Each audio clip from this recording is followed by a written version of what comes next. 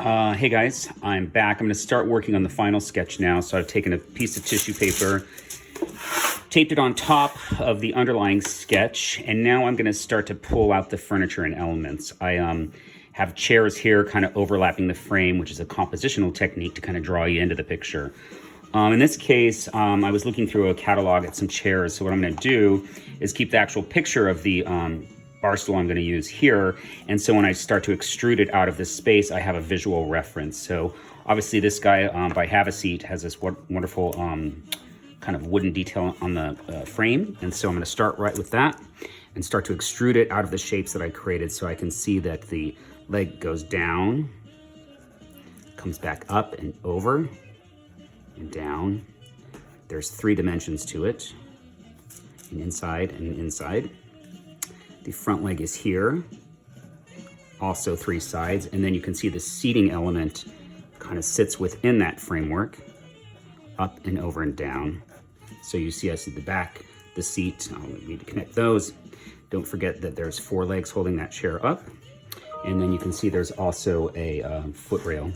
So I can use my guidelines to create this foot rail around the edges.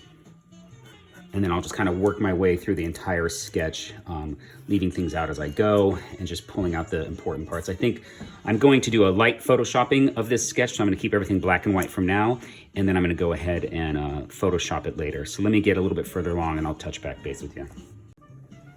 So I've started to gesture in this light fixture that actually one of the designers in our office, Kaylee, selected it for another project in Vancouver, so I'm going to credit her. It's by Rich, Brilliant, and Willing, and it's a series of cubes and circles. So I've just sort of dashed or lightly drawn in the outlines. And the trick with circles in perspectives are obviously kind of morphed, so I'm just going to lightly gesture them in. This fixture, I think it's a Rockwell design. I'm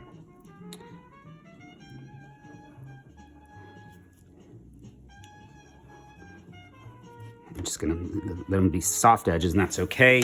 I'll actually use the photo of the fixture in the presentation, so it doesn't have to be perfect.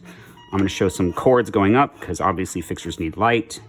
And then they have mounting plates as well. So, and then you see sometimes I kept the lines at 2-dimensional, and sometimes I let them just be a single line. So each line doesn't have to be perfect, it's a gesture. And then the actual photo of the fixture will be over on the side.